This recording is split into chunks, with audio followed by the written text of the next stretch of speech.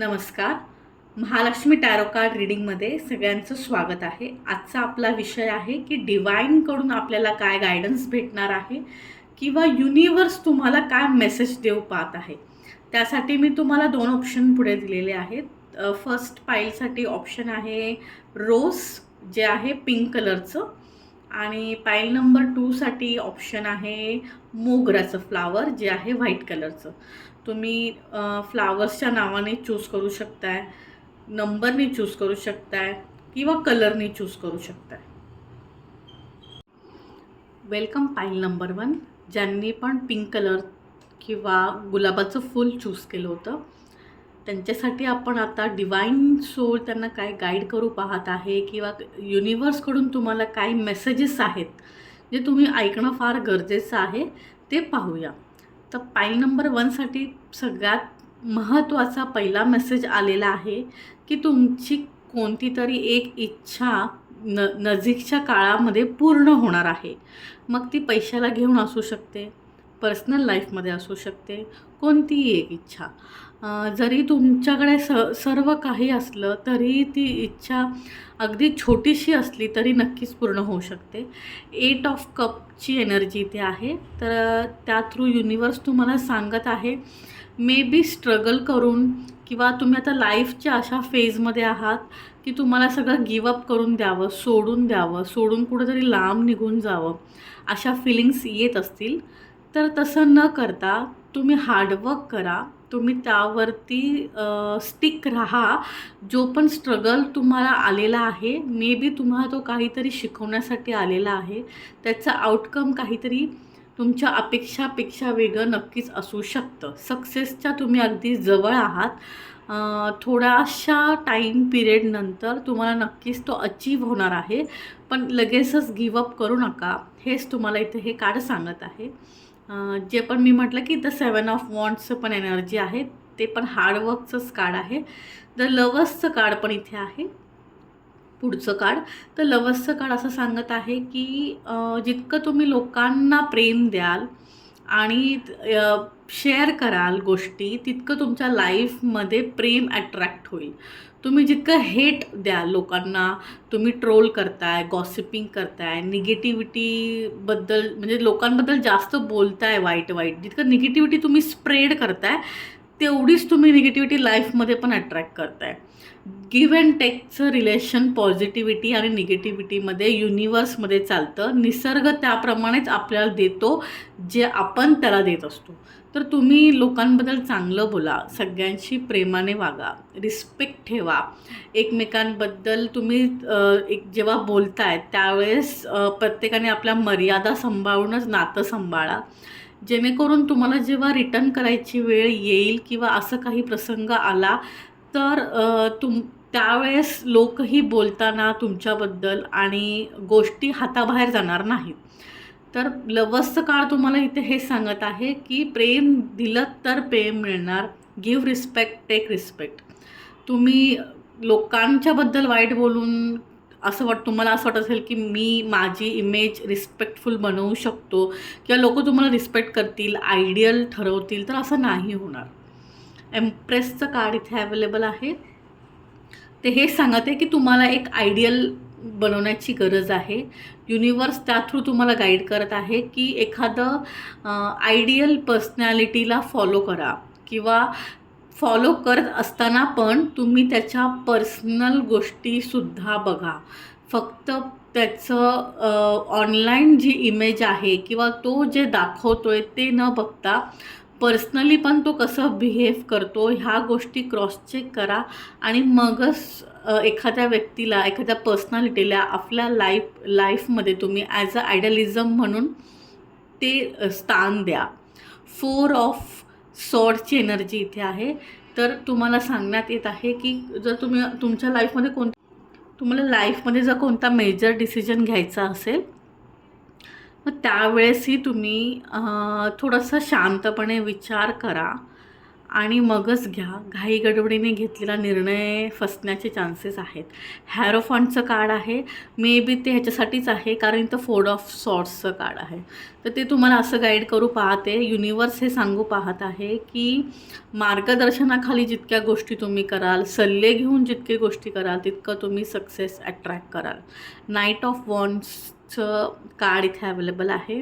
तर फ्युचरमध्ये तुम्हाला एक ऑफर येईल, पण त्याची पडताळणी करणं गरजेचं राहील.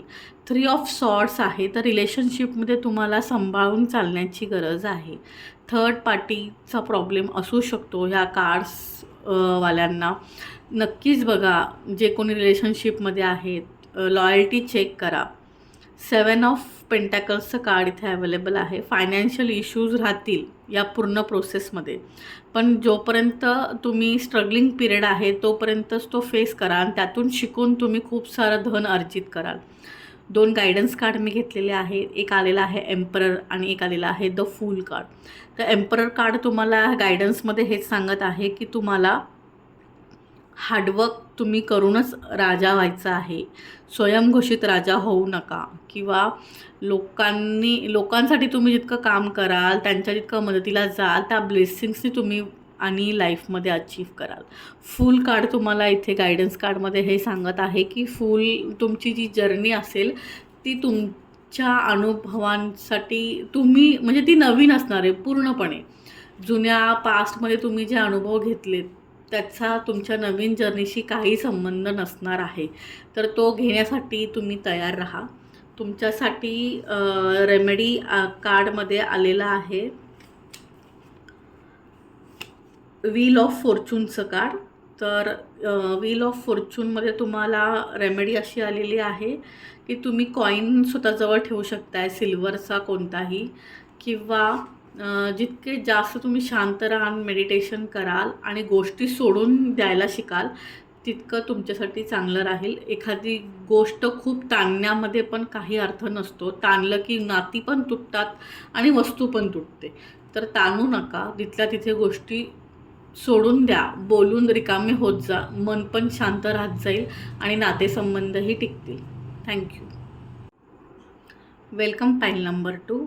ज्यांनी पण व्हाईट कलर मोगऱ्याचं फूल चूज केलं होतं त्यांच्यात आपण डिवाइन सोर्सचे मेसेजेस किंवा युनिवर्सचे मेसेजेस गाईडलाईन्स बघणार आहोत. तर क्वीन ऑफ सॉर्ड्सचं कार्ड फर्स्ट आलेलं आहे. तर ते असं सांगू पाहत आहे की तुम्हाला तुमच्या डिसिजनमध्ये स्टेबल राहण्याची गरज आहे. फ्लक्च्युएशन आहे किंवा तुम्ही तुमचा निर्णय सतत बदलताय परिस्थितीनुसार, तर मग प्रॉब्लेमॅटिक आहे. तुमचं लाईफचं उद्दिष्ट क्लिअर पाहिजे. तुम्हाला लाईफमध्ये काहीतरी गोल हवं आहे. जसं चाललं आहे तसं तुम्ही चालू देत आहे. रोजचं आयुष्य रुटीन तुमचं सेट झालं आहे.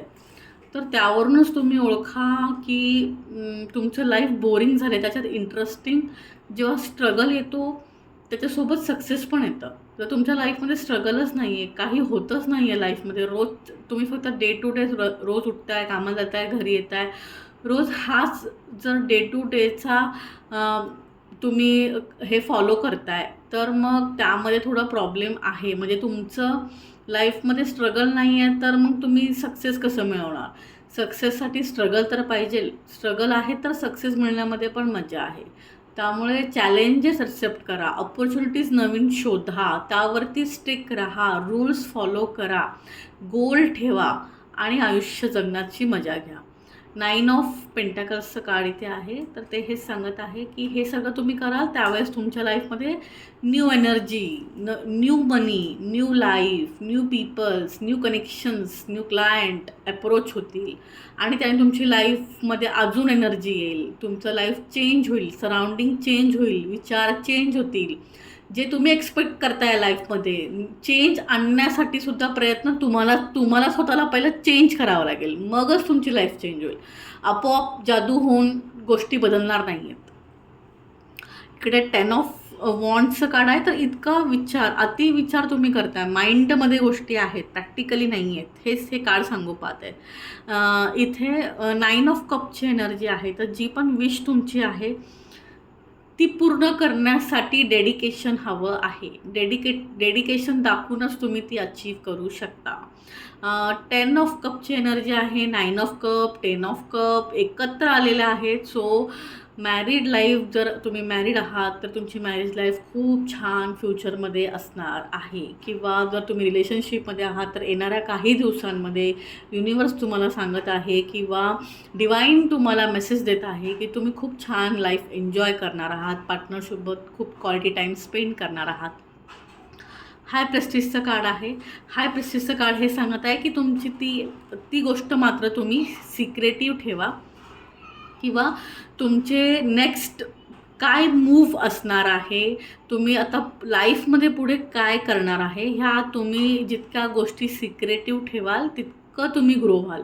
खूप ठिकाणी गॉसिपिंग करताय, त्याबद्दल तुम्ही खूप लोकांशी डिस्कस करताय तर निगेटिव्हिटी येऊ शकते. 9 ऑफ वॉन्ड्स आहे. सो प्रत्येक गोष्टीकडे ॲज अ चॅलेंज म्हणून बघा, ॲक्सेप्ट करा, पुढे जा. नाईट ऑफ कपची एनर्जी इथे अवेलेबल आहे. तर नाईट ऑफ कपची एनर्जी तुम्हाला हेच सांगते की ॲक्शन ओरिएंट तुम्ही असणं गरजेचं आहे. फक्त इमॅजिनरी वर्ल्डमध्ये जगू नका. मे बी तुमचं इमॅजिनरी वर्ल्डमध्ये असणं खूप टाईम पिरियडसाठी असू शकतं आणि नॉर्मल तुम्ही म्हणजे पास्टमध्ये जगता, एकतर खूप जुन्या घडलेल्या गोष्टींचा विचार करून, किंवा प्रेझेंटमध्ये न जगता तुम्ही फ्युचरमध्ये खूप जगताय. म्हणजेच काय की तुम्ही इमॅजिनेशनमध्ये त्या गोष्टी सगळ्या अचीव केल्यात ज्या तुम्हाला आत्ता हव्या आहेत. तर कार्ड तुम्हाला हे सांगते की प्रेझेंटमध्ये जगा. प्रेझेंटमध्ये हेच जगा की आत्ता तुमच्याकडे जे आहेत त्या वेळेचा तुम्ही सदुपयोग करा. ज्या व्यक्ती तुमच्यासोबत आहे त्यांच्यासोबत तुम्ही क्वालिटी टाईम स्पेंड करा. पास्टचा विचार करून त्याचा स्ट्रेस घेऊ नका आणि फ्युचरचा विचार करून फ्युचरच्या इमॅजिनेशनमध्ये रमू नका. प्रेझेंटमध्ये जगा. हे कार्ड तुम्हाला सांगत आहे, युनिवर्स सांगू पाहत आहे. 4 ऑफ पेंटॅकल्सचं कार्ड आहे. तर ग्रीडीनेसवर तुम्हाला कंट्रोल हवा आहे. खूप ग्रीडीनेस तुमचा असेल तर तो चुकीच्या मार्गाने तर आपण पैसा कमवत नाही आहे ना, आपल्या डिसिजनमुळे कोणाला हर्ट तर होत नाही आहे ना, किंवा आपण रॉंग मनी तर आपल्या लाईफमध्ये अट्रॅक्ट करत नाही आहे ना, ह्या प्रिकॉशन्स घ्यायची गरज आहे. ह्याच्यावर तुम्हाला विचार करण्याची गरज आहे. कारण चुकीच्या मार्गाने कमवलेला पैसा तुम्हाला कधीच सक्सेसफुल बनवणार नाही किंवा तो तुम्हाला चांगल्या गोष्टी कधीच लाईफमध्ये आणणार नाही. त्यामुळे तुमच्या लाईफमध्ये जे काही चॅलेंजेस येणार ते चांगले येणारच नाहीत. क्वीन ऑफ कपची एनर्जी इथे आहे. इमोशनली बॅलन्स ठेवा. प्रॅक्टिकली डिसिजन घेण्यावरती भर ठेवा. इमोशनल वीक होऊन तुम्ही जितके निर्णय घ्याल त्यामुळे होणार काय की प्रॅक्टिकली फायनान्शियली तुम्ही लॉसमध्ये जाऊ शकताय किंवा त्यामुळे तुमचं गणित बिघडू शकते. तुम्ही जे काही नियोजन करत असाल पैशांचं त्यामध्ये तुम्ही फेल होऊ शकताय. त्यामुळे इमोशनल गोष्टी, फॅमिलीचा बॉन्ड असेल, पार्टनरशिपमध्ये असाल किंवा बिझनेस करताय किंवा कॉर्पोरेट ठिकाणी एखाद्या व्यक्तीसोबत बॉन्ड आहे, तर ते नातं लांब ठेवून त्याच्याशी तुम्ही प्रॅक्टिकली विचार करा आणि मग निर्णय घ्या. 2 गायडन्स कार्ड मी तुम्हाला घेतलेत. त्याच्यामध्ये आलेलं आहे 2 ऑफ कप आणि 5 ऑफ वॉन्ड्सचं कार्ड. तर 2 ऑफ कपचं कार्ड तुम्हाला हे सांगत आहे की न्यू कनेक्शन बनवा, रियुनियन करा, जुन्या लोकांना परत भेटा, पुन्हा एकदा ती लोकं तुमच्या आयुष्यात येऊ दे, सो दॅट आत्ताचे तुम्ही आणि तेव्हाच्या तुम्हीमधला फरक तुम्हाला तीच लोकं सांगू शकतात ज्यांनी तुम्ही काही नसताना बघितले. तुम्ही जेव्हा ओरिजिनल होता, जेव्हा तुम्ही काहीच नव्हता, त्यावेळेसचे तुम्ही आणि आत्ताचे तुम्ही, ती व्यक्ती तुम्हाला फार छान प्रकारे समजून सांगू शकते. त्यामुळे अशा लोकांना नक्की भेटा.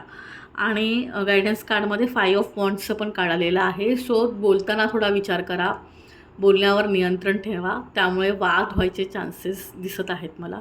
रेमेडी कार्ड आलेलं आहे तुमच्यासाठी, जजमेंटचं कार्ड. तर ह्याच्यामध्ये असं सांगितलं गेलं आहे की हे जे कार्ड असतं ते कर्माचं कार्ड आहे. तर तुम्ही जे ॲक्शन घेणार त्याच्यावरून म्हणजे ॲक्शनला रिॲक्शन भेटत असते. त्यामुळे ॲक्शन घेताना किंवा एखादी गोष्ट बोलताना विचार करा. ब्लँकेट तुम्ही डोनेट करू शकता किंवा हनुमान चालीसा तुम्ही म्हणू शकता रोजच्या रोज, जेणेकरून तुमच्या मनामध्ये ज्या निगेटिव्हिटी किंवा जो काही निगेटिव्ह विचार आहे त्यावरती कंट्रोल राहील. थँक्यू.